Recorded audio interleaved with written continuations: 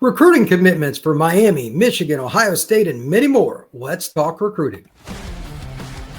Locked On presents The Portal, the daily podcast covering college football recruiting and everything NIL. Part of the Locked On Podcast Network.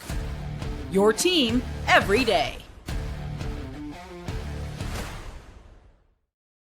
Welcome back into the Portal Podcast, where you get your daily recruiting, NIL, and transfer portal scoop. I'm your host, Brian Smith, longtime college football writer and recruiting analyst.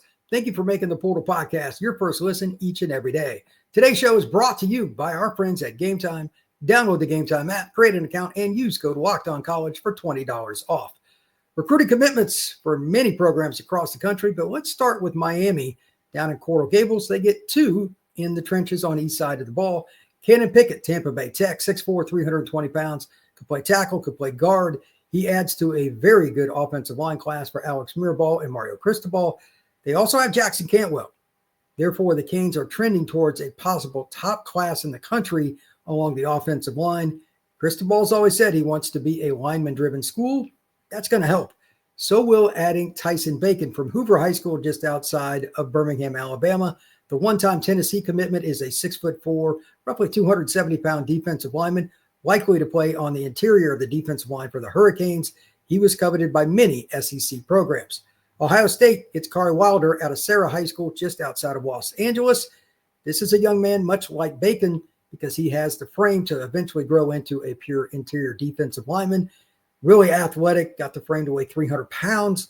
Ohio State gets a good player there to get their first interior D-line recruit of the class of 2026. Michigan also gets a defensive tackle, Alistair Vallejo. This is a young man that I thought was going to go to Notre Dame, maybe Kansas. Surprised me, he picked the Michigan Wolverines. And when you add him to Mikael Blade, who they got the day before out of Simeon High School in Chicago, Illinois, Michigan gets their two long-term interior defensive line targets in back-to-back days. Really good day for the Michigan Wolverines, and overall, really good two-day hit. Let's move on down the list. Washington, one of the more intriguing guys that I've seen on film that I didn't know much about before I looked at the commitment list for today. Sam Viladol, Beaverton, Oregon, Mountainside High School. Is he going to be an outside linebacker, a tight end, a defensive end? I don't know, but I like this film no matter which position he was at. Very athletic. On offense, he even plays quarterback and runs some Wildcat. That's a big dude to be running Wildcat at the high school level. So Viladol is a really, really athletic kid.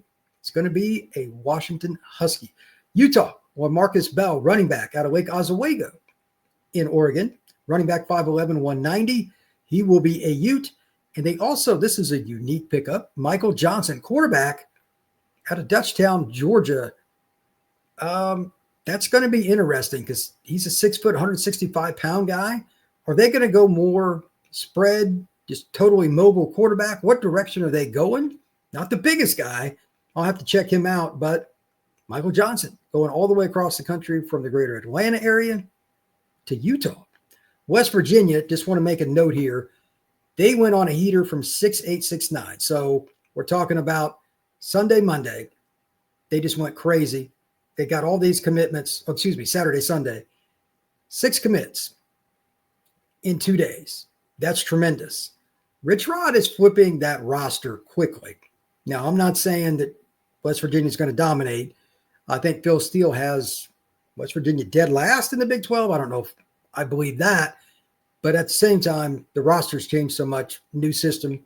Okay, I get it. But I do want to make note of something. And shout out to Mountaineer Paul here on the Locked On Podcast Network for Locked On West Virginia.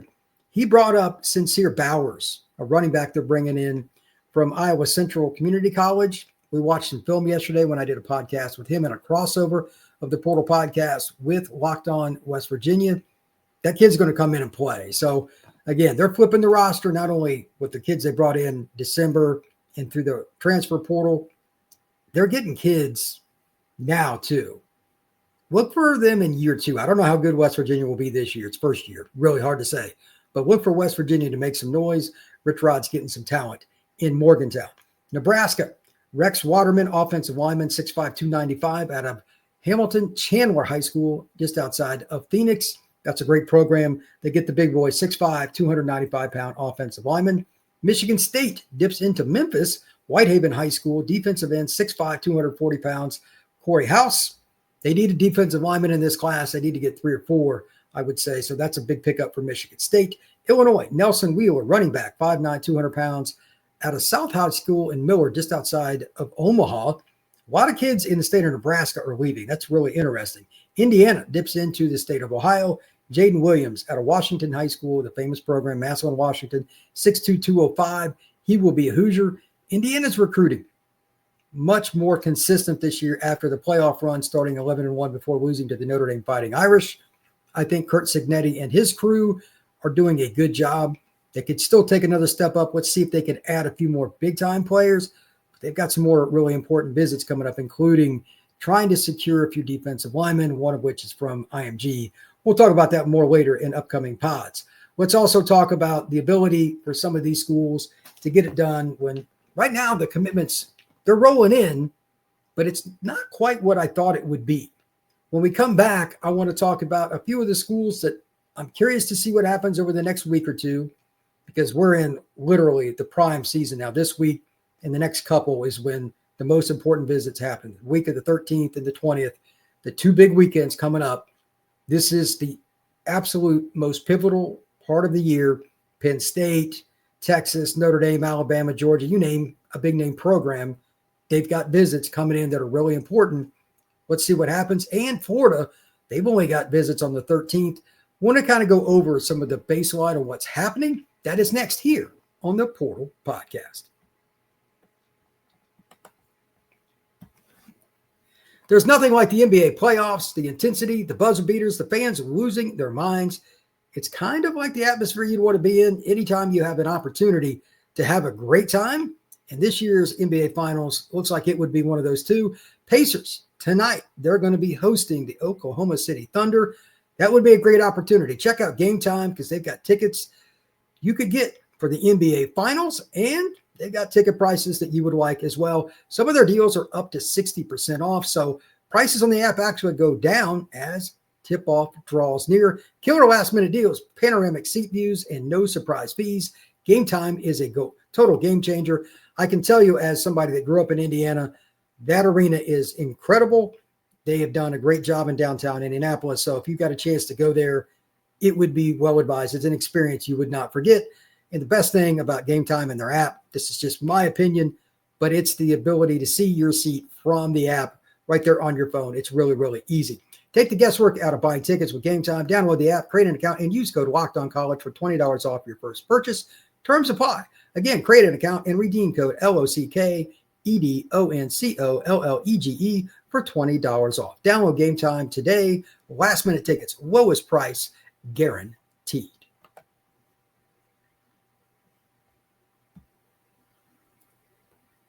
How many commitments will your school get in the next 2 weeks? That's what we're going to be talking about for the next 5 or so minutes, because right now is the most critical time.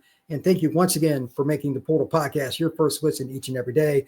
We are free and available wherever you get your pods and on YouTube. I think that there are a handful of schools that I'm most curious about, some that I think are trending. I've talked a little bit about that here, and I want to make mention of that overall. If you look at the opportunity for big-time programs to cash in, they probably will. Wilder goes to Ohio State. Vallejo goes to Michigan. Miami gets 2 really good linemen. These aren't shocking. But let's see what some of these other programs do, because they're in some big battles against each other. Here's an example. If you look at Georgia, they've recruited a little more nationally. How many guys are they going to get? Are they going to get their top target? They're trying to keep Clemson out of their backyard for Jay Lamar, as an example. Florida State, Miami, everybody's recruited him. Miami's after Lamar too, but I don't think they've got a great chance, but they're trying. Can you win those in-state battles if you're Georgia and trend towards a possible number 1 class? They probably had the second best class last year next to Texas. If they just win their in-state battles, and they usually do, but it's not a lock. If you win those, do you have the top class in the country? It's possible. Alabama, this year, they're trending more towards recruiting down south. That's something I've talked about exclusively on this show almost every day for the last, I don't even know how long. about winning your backyard, especially linemen, O-line, D-line. If you do not win those battles, you will not win in the playoffs. Look at the teams. Look at the teams that made it deep into the playoffs last year. They were O-line, D-line driven. Guys going to the NFL. They recruited them out of the high school ranks. Alabama, they found some kids out west, but their staff has shifted to the deep south, recruiting more traditional areas and sprinkling in a few guys nationally. It's the same thing that Saban did. I think Alabama's headed towards the right trend here. I think Alabama has a chance to end up with a top 5 class, but a bulk of their visits the next 2 weeks are going to be huge for that. Let's talk about Florida. I don't understand this recruiting strategy, but hey, they've been doing well here lately in recruiting. They don't have anybody coming in June 20th. Nobody.